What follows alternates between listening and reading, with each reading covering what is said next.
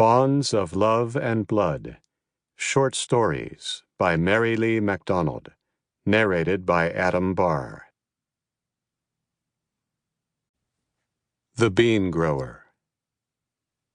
Her precious valentines. With the snipped fingers of her mittens, Fabienne Drummond felt the 6-inch bean pods. Leathery. Beneath the planting beds, rubber tubing coursed with solar-heated water, but the heat wasn't sufficient. Wilson Turnrow, a widower she had known since childhood, worked at the opposite end of the greenhouse, packing straw around the pole bean's roots. Icicles hung from his mustache. "You look like a walrus," Fabienne said. "Suppose so." He clapped his brown snowsuit with gloved hands. "Done here. Need to head out to the sugar bush." Wilson and his damned sugar bush. "Can you turn on the propane?" she said. "Don't think it'll do much good." "I have to try." He let the door slam. A moment later, she heard the whoosh of the propane burner and felt the downdraft of heat. Registers hung just above the grow lights. The Scarlet Runner, a bean from the 1800s and one of the earliest in her seed bank, had hooked a tendril up and around a hanging fluorescent. What she loved about beans was their active, urgent lust for light. She climbed a step stool, pulled the tendril down, and made the plant more compact. In another week, the speckled pods of wren's eggs would be ready to harvest. The best she could do for the commodores and old homesteads and pencil pods was to pack straw around their roots, and she'd been at that all day.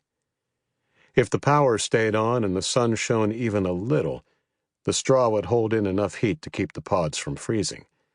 The beans might be smaller than average, but they would be good enough for the canvas bags of soup beans she sold at farmers' markets. Outside, the sky had turned the color of pewter. She closed the greenhouse door and looked back. "Goodbye, my friends. Good luck."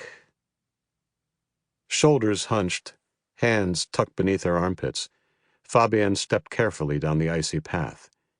Wind came first from one direction and then the other.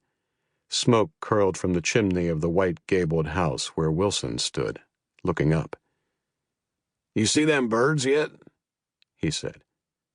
"I thought you were going to see about your trees." "Look there." He pointed to the side of the house. Up by the louvered attic vents, she saw finches, nuthatches, robins, and jays, the birds that had returned a week ago for spring. The triangular, delicate marks of their feet looked like ivy suckers. In defiance of gravity, they were walking as if suction held them to the wall. "It's a wonder they don't fall." Her words huffed out a vapor balloon.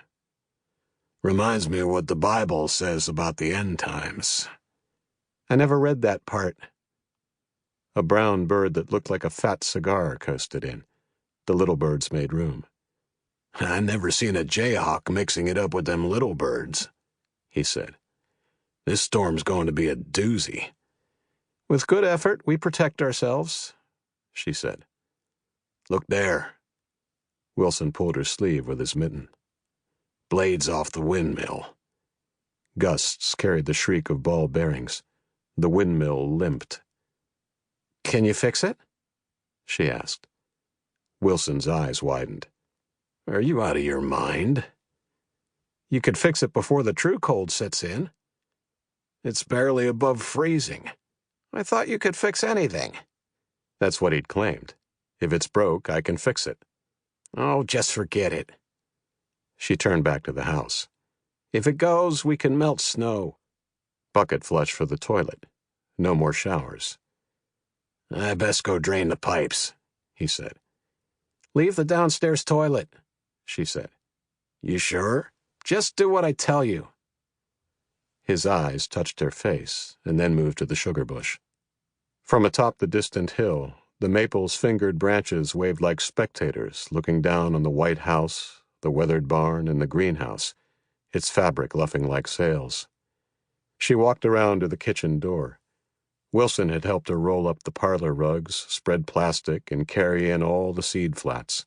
She could think of nothing more to do, apart from waiting for the storm. Sample complete. Ready to continue?